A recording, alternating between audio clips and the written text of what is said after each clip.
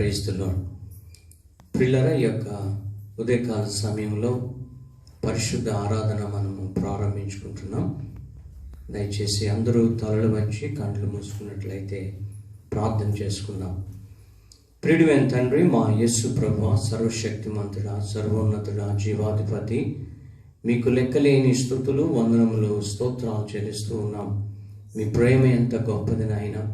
మీరు మమ్మల్ని కాచి కాపాడి బలపరిచి ఆదరించి ఈ 5వ మాసము నాయనా నీ సన్నిధిలో మా బ్రతుకులో మీరు దయచేసినందుకు వందనములు చెల్లిస్తూ ఉన్నాం. అనేక బలహీనతలు, విపత్తులు, కష్టాలు, సమస్యలు కలిగినప్పటికీ మీరు మమ్మల్ని ప్రేమించి మా ఆయుష్ పొడిగించినందుకు వందనములు చెల్లిస్తూ ఉన్నాం. ఈ దినము ఆరాధన అంతటిపై నీ ఆధిపత్యం ఉంచండి. పాటల్లో మీరుండండి, వాక్యంలో మీరుండండి. ప్రత్యేకంగా స్తుతి ఆరాధనలో దేవ వాక్యం ద్వారా మీరు మాతో మాట్లాడమని బ్రతిమలాడుకుంటున్నాం. ఈ దినం పుట్టిక దినములు, వివాహ దినములు జరిగించుకున్న బిడ్డలు, కుటుంబాలను మీరు దీవించి ఆశీర్వదించండి.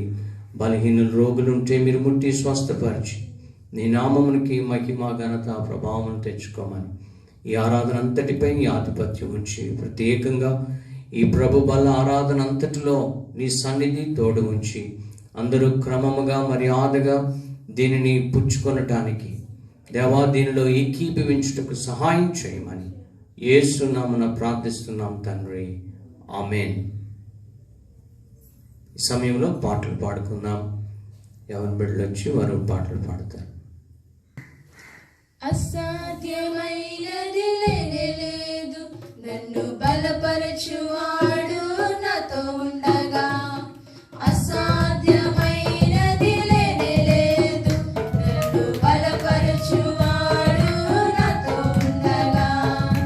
ఊహించలేని ఆశ్చర్య క్రియలతో నా దేవుడు నన్ను నడిపించును. ఊహించలేని ఆశ్చర్య క్రియలతో నా దేవుడు నన్ను నడిపించును.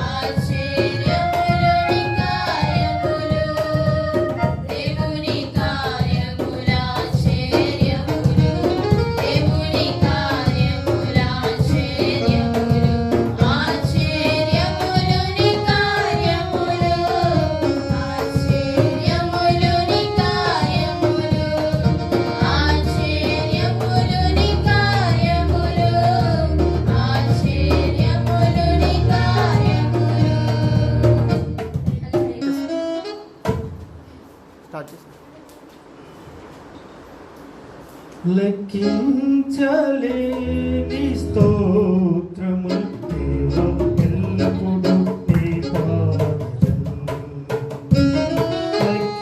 లెక్కించలేని స్తోత్రములు దేవా ఎల్లప్పుడూ నీ పాదం. ఇంతవరకు నా బ్రతుకులో ఇంతవరకు నా బ్రతుకులో చేసిన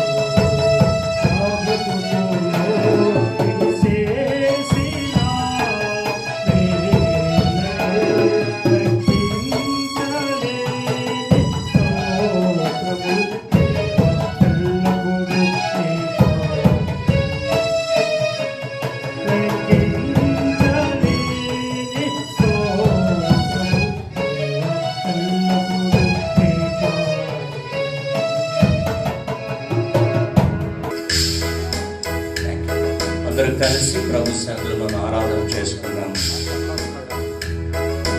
కానెన్నడు నేనన్నాథను అయ్యా, కానెన్నడు నేనన్నాథను. అందరూ కానెన్నడు నేనన్నాథను అయ్యా, కానెన్నడు నేనన్నాథను. కన్నీరు తుడచువాడా, నా కన్నీరు తుడచువాడా. అందరూ కన్నీరు తుడచువాడా, నా కన్నీరు తుడచువాడా. కానెన్నడు నేనన్నాథను అయ్యా, కానెన్నడు నేనన్నాథను. ఎక్కి ఎక్కి ఎక్కి ఎచ్చినా, వెక్కిరింతలు పాలైనా. అందరూ ఎక్కి ఎక్కి ఎక్కి ఎచ్చినా, వెక్కిరింతలు పాలైనా. నా పక్షమందు నిలబడువాడా,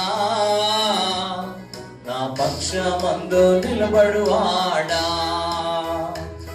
నా పక్షమందు నిలబడువాడా,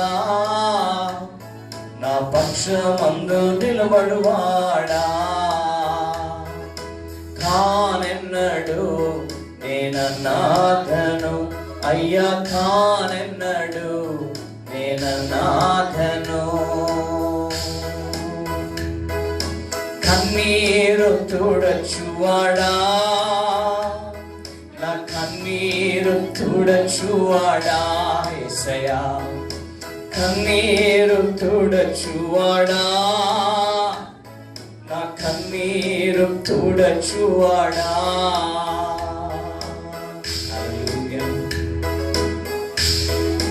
దేవా నీకు స్తోత్రాలు చెల్లిస్తున్నాం నాయన. నీవెంత మంచి దేవుడు యేసయ్యా. నీ కార్యములు ఆశ్చర్యకరమైన తండ్రి, మీకు వందనాలు. హల్లెలూయా. రెండు చేతులు పైకెత్తి స్తోత్రం చేద్దాం. యేసయ్యా యేసయ్యా, ఈ ఆరాధన నీకేనయ్యా. యేసయ్యా యేసయ్యా, ఈ ఆరాధన నీకేనయ్యా. యేసయ్యా యేసయ్యా, ఈ ఆరాధన నీకేనయ్యా. Father, we praise you. We lift our hands with thanksgiving, O Lord. నీ నామమునకే సమస్త మహిమ ఘనత ప్రభావములు చెల్లిస్తున్నాం తండ్రి. హల్లెలూయా. Glory, glory, glory.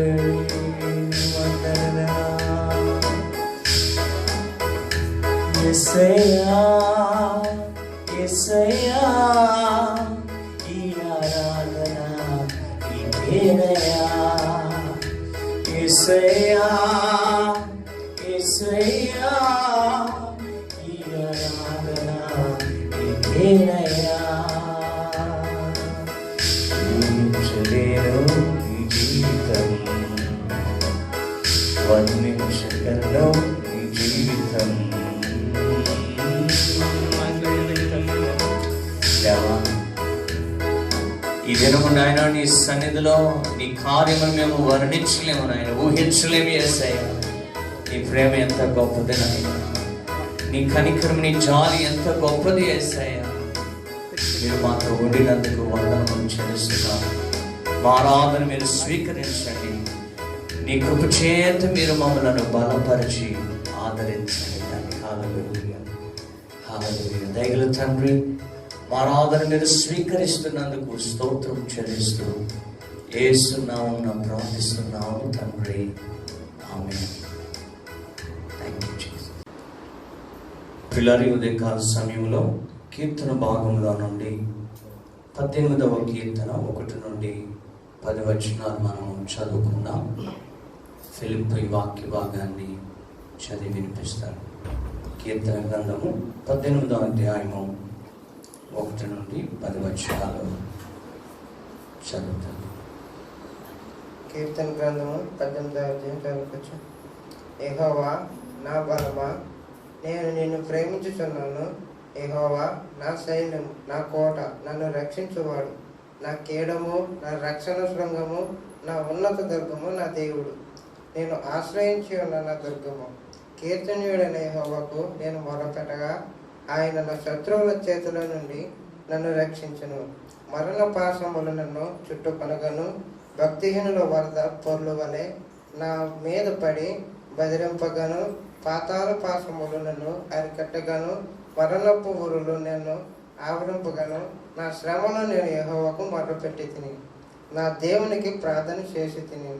ఆయన తన ఆలయములో ఆలకించి నా ప్రార్థన అంగీకరించను.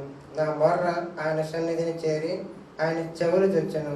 అప్పుడు భూమి కంపించి అదిరెను, పర్వతములు పునాదులు వణికెను. ఆయన కోపింపగా అవి కంపించెను. ఆయన నా నాసికరంధ్రముల నుండి పొగ పుట్టించెను. ఆయన నోటి నుండి అగ్ని వచ్చి దహించెను. ఆయన నిప్పు కణములు రాజబెట్టును. మేఘముల నుంచి వంచి ఆయన చెప్పెను. ఆయన పాదముల కింద గాఢంధకారం కమ్మియుండును. కేరేబుల మీద ఎక్కి ఆయన ఎగిరి వచ్చెను. గాలి రెక్కల మీద ప్రత్యక్షమయ్యను. దేవుడి పరిశుద్ధ వాక్యం దీవించును గాక. చదివిన సహోదరుని బట్టి నేను దేవునికి స్తుతి చెల్లిస్తున్నా. పిల్లల కీర్తనకారుడైన దావీదు ఎంతో వేదనతో దుఃఖముతో ఈ కీర్తనను ఆయన రాస్తూ, యెహోవా నా బలమై ఉన్నాడు, నేను నిన్ను ప్రేమించుచున్నాను అని ఆయన చెప్తున్నాడు. తన కష్టంలో, బాధలో, సమస్యలో కూడా నేను ఆయనను ప్రేమిస్తూ ఉన్నాను అని చెప్పగలుగుతున్నాడు. ఈ దినం కష్టకాలంలో దేవుణ్ణి ప్రేమిస్తున్నామన్న మాట మనం అనగలమా? మనలను మనం పరిశీలన చేసుకోవాలి. అంత మాత్రమే కాదు, 6వ వచనంలో ఆయన అంటాడు, నా శ్రమల్లో నేను యెహోవాకు మొర్రపెట్టి తిని. శ్రమలు, కష్టాలు, ఆపదలు రాకమానవు, కానీ ఇవి కలిగినప్పుడు దేవునికి మొరపెట్టేవారిగా ఉండాలి. దేవుడు మనల్ని ఎందుకు ఆయన తయారు చేశాడంటే ఆయన నామము మనం పైకెత్తుతామని. మంచి చేసినప్పుడే దేవుడు కాదు, కానీ కష్టకాలంలో కూడా దేవుణ్ణి స్తుతించగలిగి మనం ఉండాలి.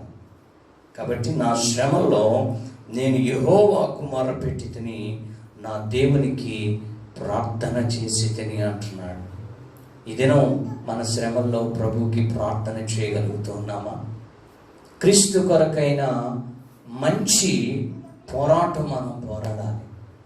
ప్రార్థన ద్వారా గొప్ప విజయము దేవుడు మనకు దయచేయబోతున్నాడు. దావీదు కష్టం వచ్చినప్పుడు, బాధ వచ్చినప్పుడు, సమస్య వచ్చినప్పుడు ఆయన చేసినది ఏమిటంటే ప్రార్థనే. కాబట్టి ఈ దినం మన కష్ట దినాలలో, ఈ సమయాలలో విశ్వాసంతో ప్రార్థన చేద్దాం. ఈ కీర్తన భాగం ద్వారా మనందరము ఓదార్చబడిలాగిన ప్రార్థన చేసుకుందాం. ప్రియుడైన తండ్రి, మీకు స్తుతులు, వందనములు, స్తోత్రాలు చెల్లిస్తున్నాం. చదవబడిన ఈ కీర్తన భాగము ద్వారా మీరు మమ్మల్ని ధైర్యపరిచినందుకు వందనములు. మా శ్రమల్లోనైనా నీవు మాకు నైనా ఆదరణ దయచేసే దేవుడు కానీ, నీకు మొరపెట్టినప్పుడు నీ మా ప్రార్థన వినే దేవుడు కానీ నమ్మి మరొకసారి మా హృదయాలను బలపరిచినందుకు వందనములు చెల్లిస్తూ, ఇంతవరకు మీరు మాతో ఉండినందుకు స్తుతి చెల్లిస్తూ యేసు నామమున ప్రార్థిస్తున్నాం తండ్రి, ఆమేన్. సమయంలో దేవుడు చేసిన మేలును బట్టి సాక్ష్యం విందాం. మన మధ్య మరి కొత్తగా అపాయింట్ అయిన ఏఎన్ఎంగా అపాయింట్ అయిన పరిమళ మన మధ్య ఉంది. తన ఎంతో చక్కటి పరిచర్య ఈ కోవిడ్-19 సమయంలో మరి ఒక నర్స్గా, ఏఎన్ఎంగా ఆయా ప్రాంతాలు తిరిగింది. ఆ బిడ్డ వచ్చి చిన్న సాక్ష్యం చెప్తాడు. ప్రభునామ స్తోత్రం. మీ అందరికీ నా వందనాలు, పాస్టర్ గారికి నా వందనాలు. దేవుడు నాకు సచివాలయంలో ఏఎన్ఎంగా జాబ్ ఇచ్చాడు. మరి మా గ్రామంలో అయితే ఇంకా బయట నుంచి వచ్చిన వాళ్ళు అయితే చాలామంది ఉన్నారు, కానీ దేవుడు వాళ్ళ కోసం మేము ప్రార్థన చేస్తాము. దేవుడు వాళ్ళందరినీ స్వస్థపరిచాడు. ఇంకా కరోనాతో బాధపడుతున్న వారందరి కోసం ప్రార్థన చేయండి మీరందరూ. దేవునికి వందనాలు. Praise the Lord. దేవునికి స్తోత్రం. ప్రియులారా, ఈ యొక్క శుభదినము, పరిశుద్ధ దినము ప్రభు పేరిట మీ అందరికీ వందనాలు తెలియజేస్తున్నాం. ఈ 5వ మాసంలోనికి ప్రభు మనలను నడిపించినందుకు వందనములు చెల్లిస్తూ ఉన్నాం. దినములు చెడ్డవు గనుక సమయమును పోనీయక సద్వినియోగము చేసుకొనుడి, అజ్ఞానుల వలె కాక జ్ఞానుల వలె నడుచుకొనుడి అని వాక్యము మనం చాలాసార్లు విన్న వాక్యాన్ని పెడచెవిని పెట్టి మా పాస్టర్ గారు ఇలా చెప్తారులే, సమయం అక్కడ పోతుంది, బోల్డ్ సమయం ఉంది, ఇంకా బోల్డ్ రోజులు ఉంది అని నిర్లక్ష్యం చేసిన దినాలు ఎన్నో ఉన్నాయి మన జీవితంలో.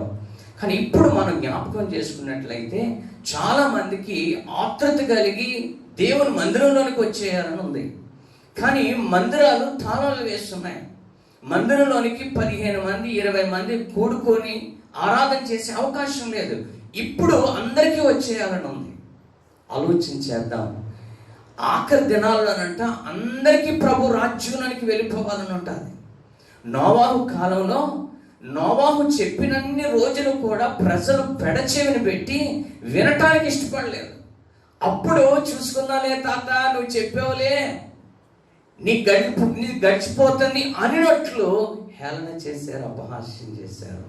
కానీ ఒక దినం వచ్చింది, నోవా ఓడ కట్టాడు. ఓడలోనికి నోవా కుటుంబంతో సైతము రెండేసి చొప్పున అన్నింటినీ దేవుడు ఎక్కించమన్నాడు. దానికి కారణం ఏంటో తెలుసా? నీవు వినకపోతే దేవుడు మరొకరిని రక్షిస్తాడు. దేవుని ఎరిగి నీవు చెడుని స్థితిలో ఉంటే అన్యుడిని దేవుడు లేపుతాడు. అందుకే నీవు మాట్లాడకపోతే ఈ రాళ్ళు లేచి కేకలు వేస్తాయి అన్నారు యేసు ప్రభువారు. నా ప్రియమైన దేవుని బిడ్డలారా, ఈ 5వ మాసము మన జీవితంలో ఒక ఆశీర్వాదకరమైన మాసముగా ప్రభు దీవించబోతూ ఉన్నాడు. దేవుడు మనందరికీ ఒక అద్భుతమైన పరీక్ష పెడుతూ ఒక గొప్ప అవకాశం ఇచ్చారు. నీ విశ్వాస జీవితాన్ని నీవు ఎలాగో పరీక్షించుకుంటూ ఉన్నావు. దేవుడు ఒక చక్కటి తరుణాన్ని మనకి ఇచ్చాడు. కాబట్టి దీన్ని మనము సద్వినియోగం చేసుకోవాలి. రేపటి దినము నీది కాదు. ఈ సమయం పోతే తిరిగి రేపు రాదు. నేను ఒక ఆయన నాకు ఫోన్ చేశాడు, అయ్యా నేను 59వ సంవత్సరంలోనికి నేను వస్తూ ఉన్నాను, కానీ ఇప్పుడు ఆ 59వ సంవత్సరం చూస్తానో చూడనో అని భయంతో నేనున్నాను అని ఆయన చెబుతూ ఉన్నారు. నిజమే కదా? ఈరోజు ఏ వ్యాధి లక్షణం లేకపోయినా రేపు మరణిస్తూ ఉన్నారు. ఇంత భయంకరమైన వ్యాధి ప్రబలుతూ ఉన్నది. ఈ దినాన్ని ప్రభు యొక్క సన్నిధికి వచ్చిన నీవు నేను బహు జాగ్రత్త కలిగిన వారిగా ఉండాలి. సమయమును పోగొట్టుకోకూడదు. ప్రభు రాకడ బహు సమీపముగా ఉన్నది. వచ్చుచున్నవాడు ఆలస్యం చేయకుండా వస్తూ ఉన్నాడు. ప్రభు రాకడంట దొంగ వలె వస్తుంది. ఇలాంటి సమస్యలు, విపత్తులు ఇవన్నీ వస్తాయని అనేక సార్లు బోధ మనం వింటూ ఉన్నాం, కానీ నిర్లక్ష్యం చేస్తూ ఉన్నాం. మోసపోకడి దేవుడు వెక్కిరించబడ్డాడు. కాబట్టి దేవుని బిడ్డలమైన మనం వాక్యం ఏం చెప్తుందంటే మొదటి వారు కడపటి వారు అయిపోతారంట, కడపటి వారు మొదటి వారు అయిపోతారంట. నీవు అలాగ ఉండకూడదు. ఎన్ని సంవత్సరాలైంది నువ్వు యేసు ప్రభువుని నమ్ముకుని యేసుని వెంబడిస్తూ ఉన్నావా? ఈ విపత్కరమైన దినాలలో దేవుని సన్నిధికి రావటానికి, ఆయన సన్నిధిలో మోకరించడానికి నీవు ఇష్టపడుతూ ఉన్నావా? ఒకసారి మనల్ని మనం పరిశీలన చేసుకుందాం. నోవా కాలంలో ఓడ కట్టి ఓడలోనికి అన్ని వెళ్ళిపోయిన తర్వాత వాక్యం ఏం చెప్తుందంటే దేవుడే ఆ ఓడకు తాళం వేసిన తర్వాత 1 దినము 2 దినములు 3 దినములు 4 దినములు 5 దినములు అయిపోయి వరద పెరిగిపోతూ నీరు పెరిగిపోతూ ఉన్నప్పుడు నోవా నోవా తలుపు తీ అని అంటూ ఉన్నారు. ఈరోజు దేవుడు అవకాశం ఇచ్చినప్పుడు మనం నిర్లక్ష్యం చేసుకున్నాం. గుడి ఎప్పుడు తీస్తారండి, తాళం ఎప్పుడు తీస్తారండి, గుడిలోకి ఎప్పుడు వస్తామండి అన్న ఆలోచనలో ఉన్నాం. ఏం ప్రయోజనం? కాబట్టి ఈ దినం గుడి ముఖ్యం కాదు, మందిరం ముఖ్యం కాదు, నీ హృదయము దేవుని ఆలయమై ఉన్నదాన్ని వెరగవా. ఈరోజు ఒక శ్రేష్టమైన మాటలు కొద్ది నిమిషాలు మీ అందరికీ బోధిస్తూ నేను కూడా బోధించుకోవాలని ఆశపడుతున్నాను. లూకాసు శుభవార్త 21వ అధ్యాయము 1వ వచనములో నుండి కొన్ని వచనాలు మనం చూసుకున్నప్పుడు చదవగలిగిన వారు మరి బైబిల్ వెంటనే తీసి చదవగలిగితే మంచిది, లేకపోతే నేనే దాన్ని చదువుతాను. లూకాసు శుభవార్త 21వ అధ్యాయము మనం చూసినప్పుడు 1 నుంచి 5 వచనాలు మనం చూస్తే అక్కడ ఒక శ్రేష్టమైన మాటలు రాయబడి ఉన్నాయి. కానుక పెట్టెలో తమ కానుకలను వేయుచున్న ధనవంతులను ఆయన పారచూచాను. ఒక బీద విధవరాలు 2 కాసులు అందులో వేయుచుండగా చూచి, ఈ బీద విధవరాలు అందరికంటే ఎక్కువ వేశానని మీతో నిజముగా చెప్పుచున్నాను. వారందరూ తమకు కలిగిన సమృద్ధిలో నుండి కానుకలు వేసారు, కానీ ఈమె తన లేమిలో తనకు కలిగిన జీవనమంతయు వేసినని వారితో చెప్పాను. ప్రియమైన దేవుని బిడ్డలారా, ఎందుకు ఈ మాటలు చదువుతున్నా అంటే ఇక్కడ ప్రభువారు కానుక గురించి ఆయన మాట్లాడటం లేదు. యేసు ప్రభువారు 20వ అధ్యాయంలో మనం చూచినప్పుడు ఆయన దేవాలయంలో ప్రజలందరినీ చూచినప్పుడు దేవాలయంలో ఆయన్ని ప్రశ్నించటం మొదలుపెట్టారు. నీవు ఏ అధికారంతో ఈ మాటలు చెబుతున్నావా, ఏ అధికారంతో నువ్వు ప్రసంగిస్తున్నావని ప్రభువుని ప్రశ్నించారు. ప్రభువారు దేవాలయంలోనికి వెళుతూ ఉన్నప్పుడు యేసు ప్రభువారు ఆయన శిష్యులకు అనేక రీతుల్లో ఆయన బోధించటం మొదలుపెట్టారు. యెరూషలేములో ఆయన శిష్యులతో ఆయన కలిసి ఒక అద్భుతమైన దేవాలయంలోనికి ఆయన వెళ్ళి ఈ ఆరాధన జరుగుతున్న సమయంలో ఆయన ఏకీభవించినప్పుడు చాలా మంది వచ్చి కానుకలు ఇస్తూ ఉన్నారంట.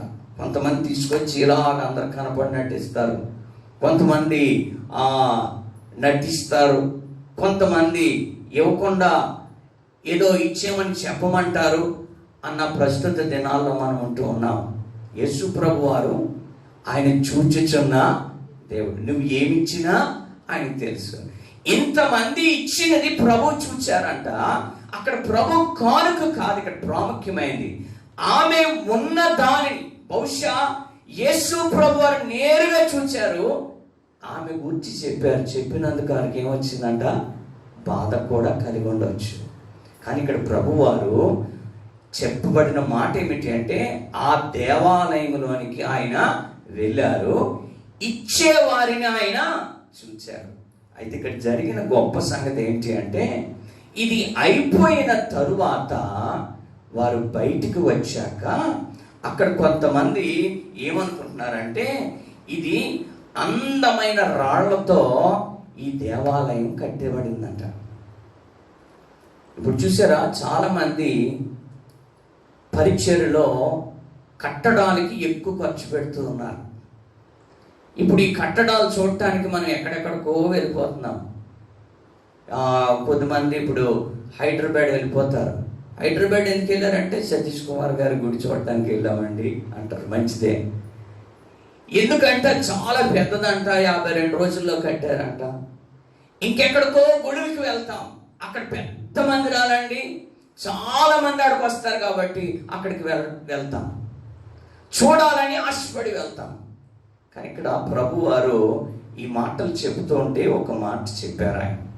కొందరు ఇది అందమైన రాళ్లతోనూ అర్పితములతోనూ శృంగారింపబడి ఉన్నదని దేవాలయం గురించి మాట్లాడుచుండగా యేసు ప్రభు వారు మాట అన్నారు.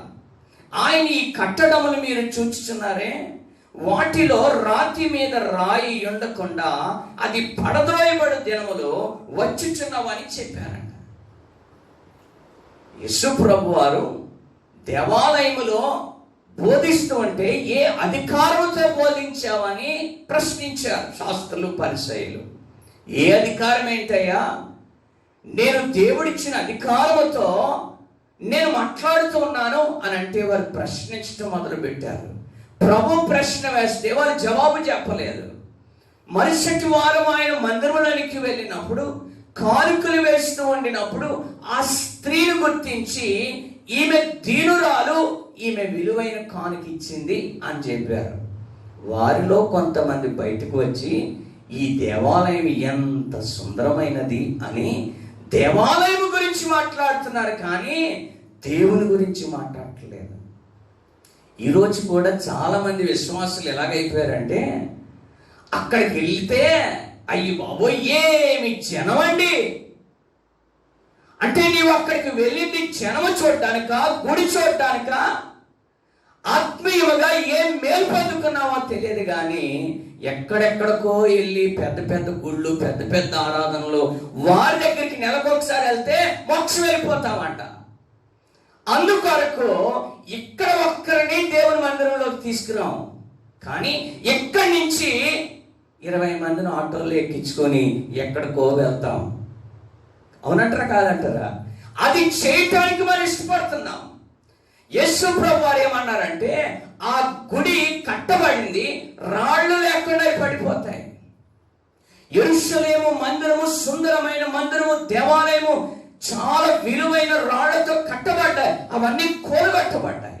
యేసు ప్రభు వారు ముందుగానే ప్రవచనం చెప్పారు. ఇప్పుడు గమనించండి, ఇన్ని లక్షలు పెట్టి మందిరం కట్టాం, ఇప్పుడు ఈ మందిరం యొక్క విలువ ఉందా?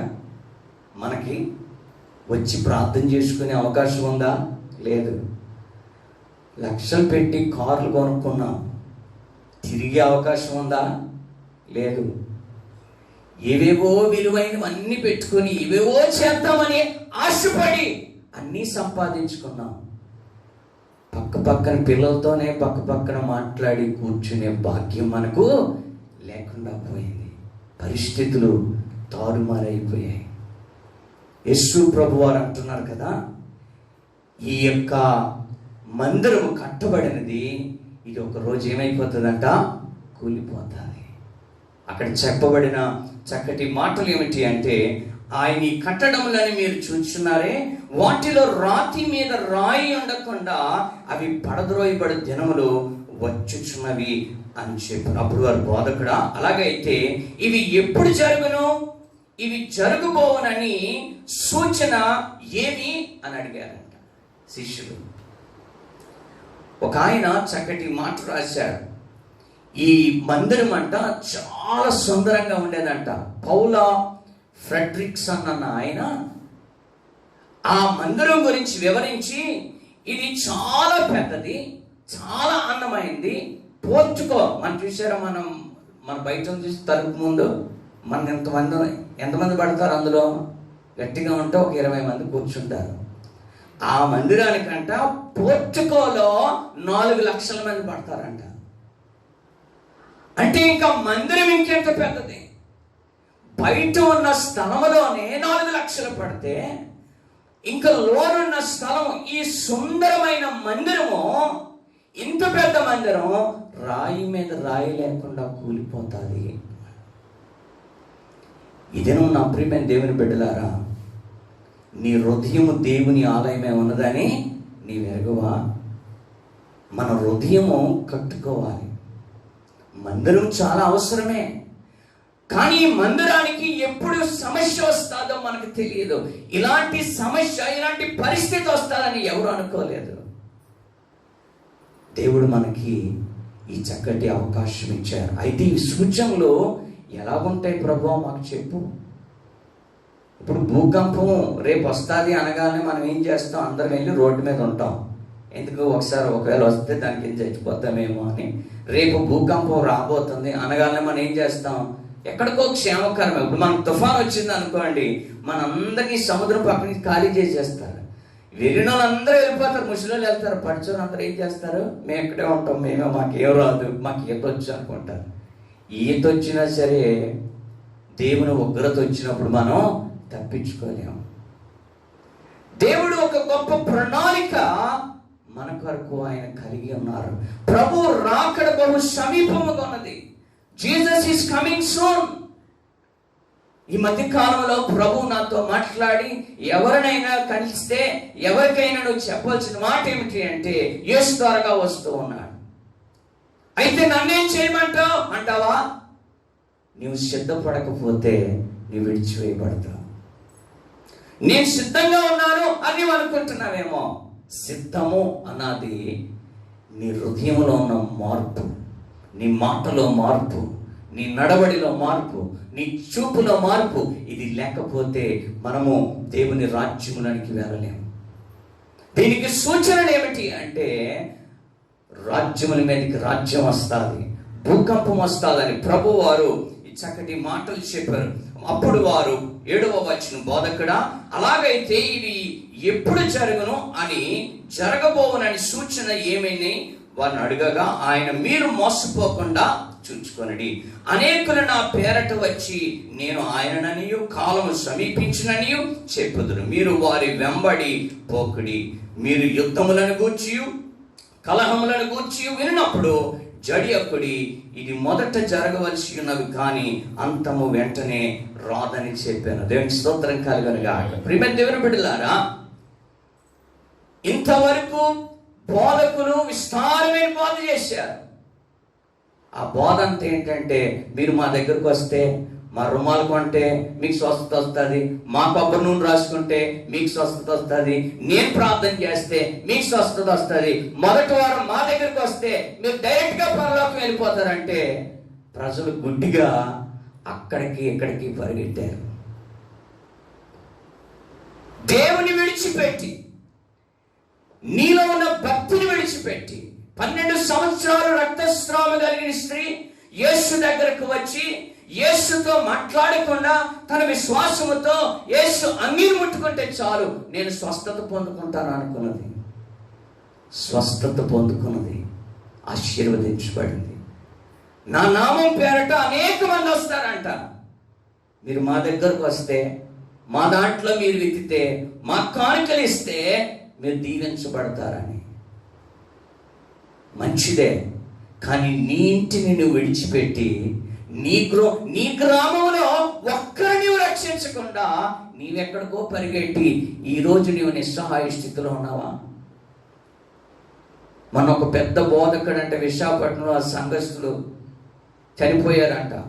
ఆ బోధకుడు చాలా కావాల్సినాడు అంటే ఇప్పుడు చచ్చిపోతే ఆ లోకల్గా ఉన్న పాస్టర్ గారు సమాధి చేయవలసి వచ్చిందంట.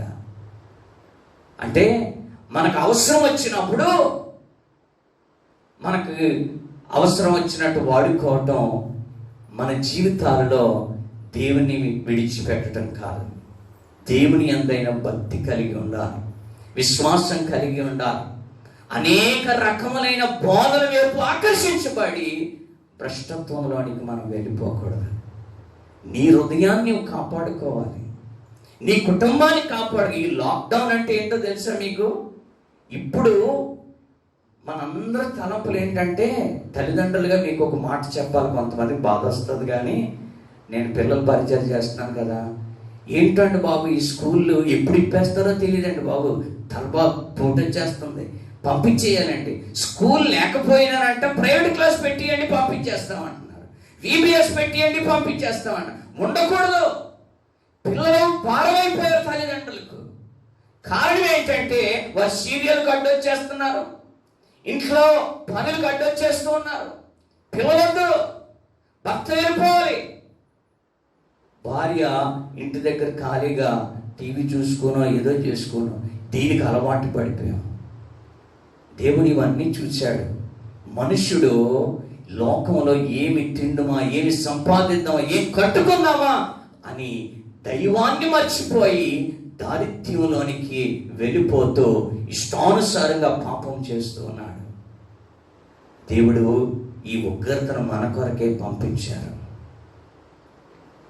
వాక్యం ఏం చెప్తుందంటే, నా నామం పేరట నేనే దేవుడినని చెప్తారు, నా దగ్గరకు వస్తే బాగవుతామని చెప్తారు. ఇలాంటి బోధనన్నీ మనం వింటూనే ఉన్నాం, వెళ్తూనే ఉన్నాం. జరగకుండానే ఏదో నమ్మికతో ఇప్పుడు కొంతమంది 7 వారాలు వస్తే మా దగ్గరకు స్వస్థత అంటున్నారు. అందుకు 7 వారాలు అక్కడ పరిగెడుతూ ఉన్నాం. నా ప్రియమైన దేవుని బిడ్డలారా, వాక్యం ఏం చెప్తుందంటే నీ విశ్వాసమే నిన్ను స్వస్థపరుస్తుంది. అయితే వెంటనే అంతం రాదంట. ఆ కింద మరొక మాట ఆయన రాస్తూ 10వ వచనం అంటాడు కదా, మరియు ఆయన వారితో ఇట్లన్నాడు, జనము మీదికి జనమును, రాజ్యము మీదికి రాజ్యమును లేచును. అక్కడక్కడ గొప్ప భూకంపములు కలుగును, తెగుళ్ళు కలుగును, తటస్థించును. ఆకాశం నుండి మహా భయోత్తాపములు, గొప్ప సూచనలు పుట్టెను. ఇవన్నీ జరగక మునుపు వారు మిమ్మను బలత్కారముగా పట్టి నా నామము నిమిత్తము మిమ్మను రాజుల యొద్దకును అధికారుల యొద్దకును తీసుకుని పోయి సమాజ మందిరములకును చెరసాలకును అప్పగించి హింసింతురు. దేవునికి స్తోత్రం కలుగునుగాక. ఏమేమి వస్తాయని చెప్పారు? భూకంపాలు వస్తాయి, రాజ్యముల మీదకి రాజ్యములు వస్తాయి, తెగుళ్ళు వస్తాయి అని క్లియర్గా చెప్పబడుతుంది. తెగుళ్ళు, ఈ తెగుళ్ళు కాలమనే మనం అంటూ ఉన్నాం. ఇవన్నీ మనం చూస్తూ ఉన్నాం. వాక్యం నెరవేర్చబడుతుంది. కాబట్టి వాక్యం ఎడల ఆసక్తి కలిగిన వారిగా మనం ఉండాలి. భయము కలిగి మనం ఉండటానికి మనం ప్రయత్నం చేయాలి. పేతురు రాసిన మొదటి పత్రిక 4వ అధ్యాయం 7వ వచనం 9వ వచనం మనం చూసినట్లయితే, అయితే అన్నిటి అంతము సమీపమైనది కాగా మీరు స్వస్థ బుద్ధి కలవారిగా ఉండాలంట. అన్నిటి అంతము సమీపమైపోయింది. మీకు ఒక విషయం తెలుసా? ఏదో లాక్డౌన్ ఇవాళ ఎత్తేస్తున్నారు, వచ్చే వారం మనందరం కలుసుకుంటాం అనుకోగలరు. అది లేదండి. వచ్చే వారం కాదు కదా, మరలా డిసెంబర్కి మనం కలుసుకుంటే చాలా సంతోషమేమో. అంటే క్షమించండి, అలాగ అవ్వాలని నేను అనుకోవట్లేదు, కానీ పరిస్థితులు అలాగున్నాయి. ఎక్కడ ఎవరు కలుసుకున్నా ఏం చేసినా గుంపుగా మందిరాలలో అందరూ కలిసే అవకాశము లేకుండా పోయింది. అంచె దినాలలో, అపాయకరమైన దినాల్లో మనం ఉన్నాము. దేవుని వైపు మనం చూడాలి. దేవుడు మనలను రక్షించటానికి ఈ భూమి మీదకు వచ్చారు. ప్రభు త్వరగా రాబోతూ ఉన్నారు. అనేక సూచనలు మనం చూస్తూ ఉన్నాం. ఈ భయంకరమైన వైరస్ దాటికి ఏ ఒక్క దేశము ఎదుర్కోలేకపోతున్నది. అమెరికా దేశము వారు విరవీగిపోయారు. మా దేశము మించిన జ్ఞానము, వ్యవస్థ, ధనము, జ్ఞానులు ఈ భూమి మీద లేరు. ఏ దేశానన్నా మేము కొంటాం, ఏ దేశానన్నా మేము కొడతాం, ఏ దేశానన్నా మేము నాశనం చేస్తాం అన్నారు. కానీ ఇప్పుడు కనిపించని శత్రువును కొట్టే ధైర్యం వారికి సరిపోవట్లేదు. ఒక పాము వస్తే కనిపిస్తే కొడతాం, కనిపించకపోతే అది దొరికే వరకు వెతుకుతాం. కానీ ఈ వైరస్ దొరకట్లేదు. కోట్ల రూపాయలు ఆయుధాల మీద పెట్టారు. అప్పుడు దేవుని బిడ్డలారా, ఈ దినం నీవు దేవుని సన్నిధిలో ఎంతో సమయం నీవు లోక పనుల మీద నీవు పెట్టి సమయాన్ని నిర్లక్ష్యం చేసేవేమో. ఈ సమయము మిక్కిలి అనుకూలమైన సమయం.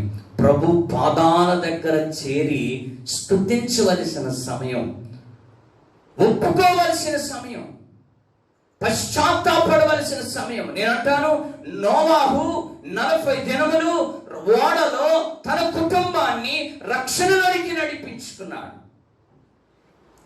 ఈరోజు 40 దినాలు లాక్డౌన్ లో ఉన్నాం.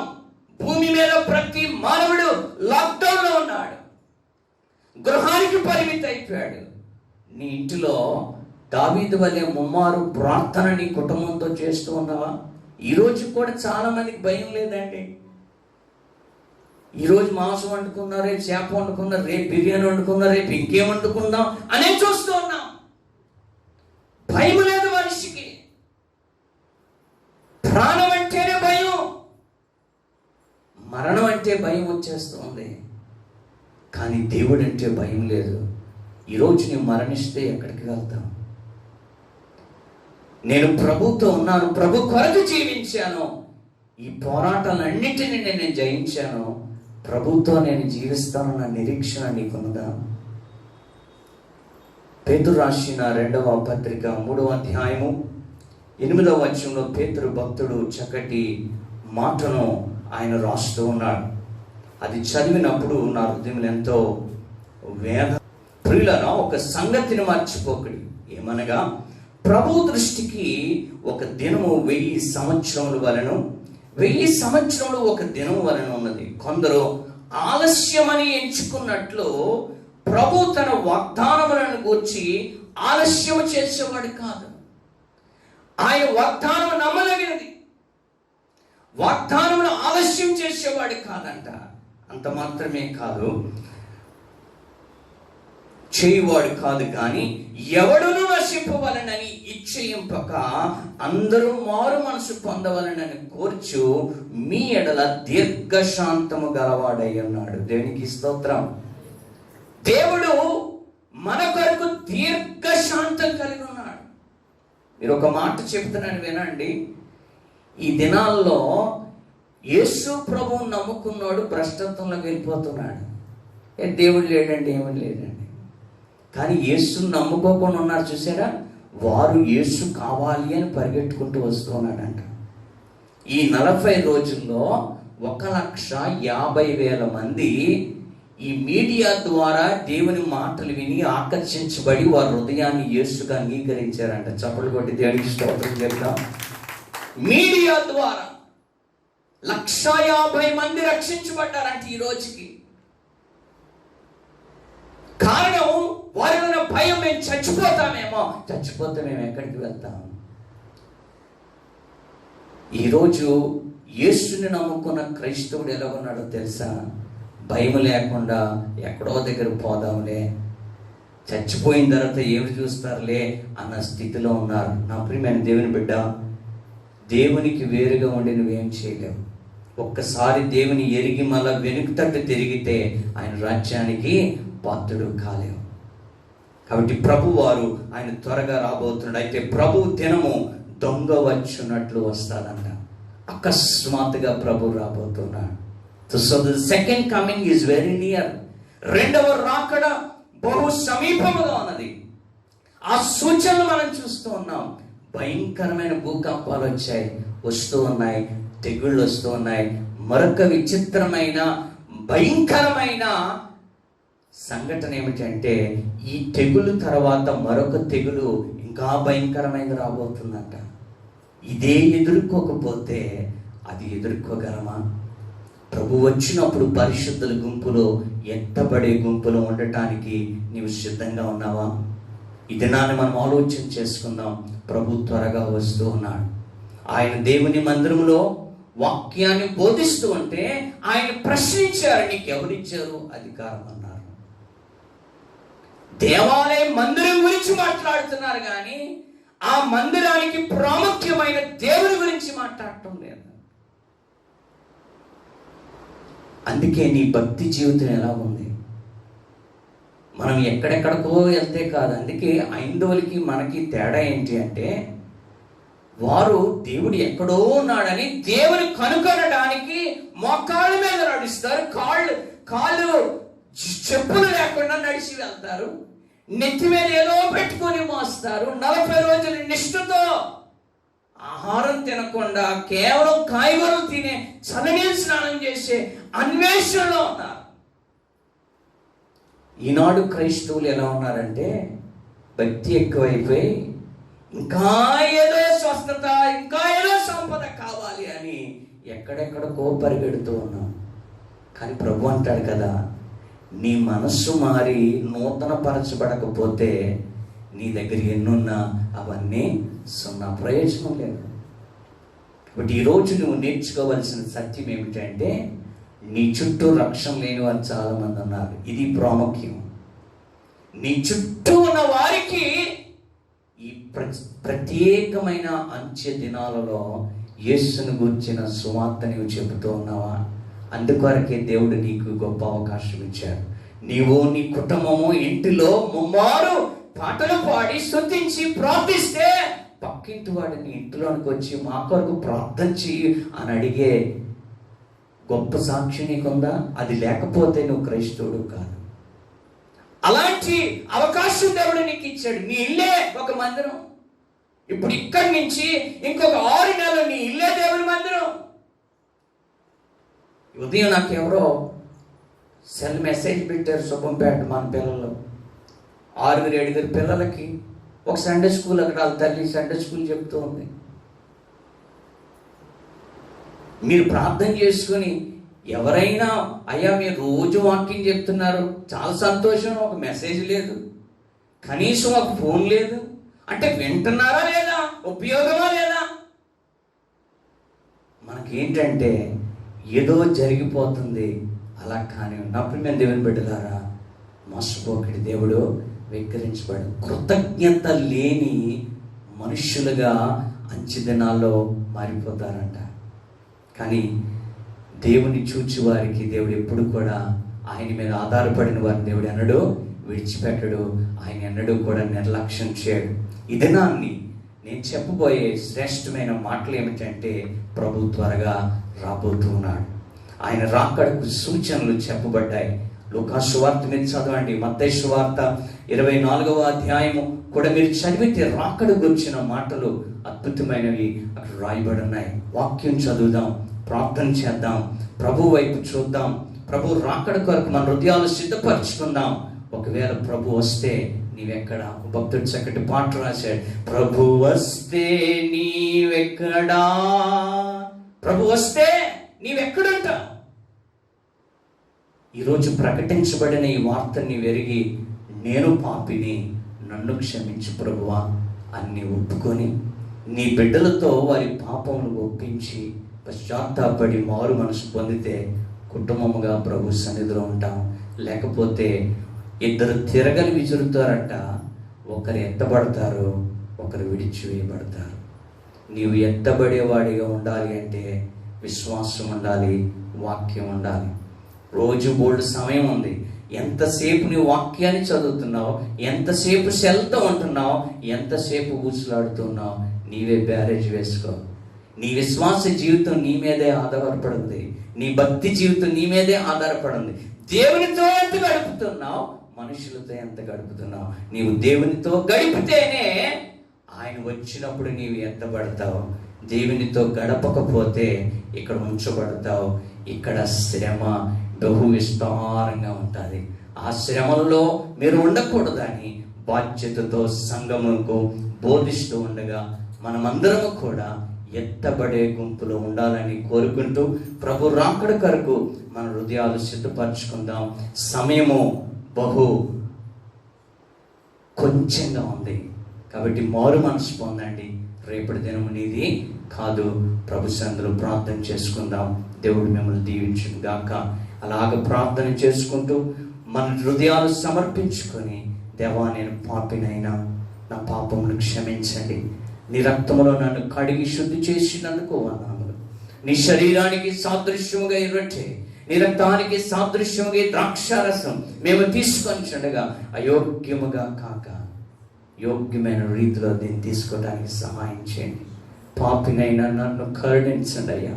నా పెదవుల ద్వారా, నా తలంపుల ద్వారా, నా ఆలోచనల ద్వారా చేసిన పాపమును క్షమించండి. దేవా నీవు ఇక్కడ ఉన్నావని నీతో గడపకుండా, నీ సందులో నేను ప్రార్థన చేయకుండా, నీవెక్కడో దొరుకుతావని, ఎక్కడెక్కడో నీవు ఉంటావని మేము వెళ్ళి సమయమును పోగొట్టుకొని ఈరోజు తపన పడుతూ ఉన్నాం నాయన. మందిరాలు చూచి మా మందిరం ఎంతో సుందరమైనదని పైవేషాన్ని, పై రూపాన్ని చూచి ఆనందించేవారు తండ్రి. శిష్యులు ఆ మందిరాన్ని చూచి దాని కొరకు విచిత్రంగా మాట్లాడుకోవటం మొదలు పెట్టారు. కానీ నాయన వారు నీ కొరకు మాట్లాడవలసిన వారయ్యా, మందిరం కొరకు మాట్లాడారు. దేవా మనుషులు ఎవ్వరూ నా కొరకు మా కొరకు మాట్లాడకూడదు నాయన. మేము మనుషుల కొరకు మాట్లాడకూడదు నాయన. మేము ఒకరినొకరు గొప్ప చేసుకోకూడదు నాయన. నిన్ను గొప్ప చేయాలయ్యా. ఈనాడు ప్రతి మనుషుడు అహంతో నన్ను పైకెత్తలేదు, నన్ను పొగడలేదు, నా పేరు చెప్పలేదు అని ఈ తాపత్రయంలోనే మనిషి ఉన్నాడు తండ్రి. దీని వలన నాయన ప్రతి గొప్పతనాలు కొల్లగొట్టావు నాయన. ఈ దినాన్ని పశ్చాత్తాపడుతున్నాం. మా ఆస్తి సంపద, మేడలు, మిద్దలు, పేరు, ప్రఖ్యాతులు ఇవేవి మాత్రం రావు తండ్రి. ఇదంతా శూన్యమని మరొకసారి మేము జ్ఞాపకం చేసుకుంటున్నాం. ఈ కనబడిన వైరస్ను బట్టి దేవా భూమి అంతా తండ్రి నిర్మానుష్యంగా అయిపోయింది ఆయన. ఎవరు ఎక్కడికి స్వేచ్ఛగా వెళ్ళలేరు, స్వేచ్ఛగా మాట్లాడలేరు, స్వేచ్ఛగా కలుసుకోలేరు. ఆర్భాటాలతో ఆరాధనలు, ఆర్భాటంతో వివాహాలు, ఆర్భాటంతో పుట్టిక దినాలు మనిషినైనా ఈ లోకంలో ఆర్భాటం కొరకు ఆరాటించాడు, తప్పించాడు తండ్రి. అందులో మేమొకరు నాయన.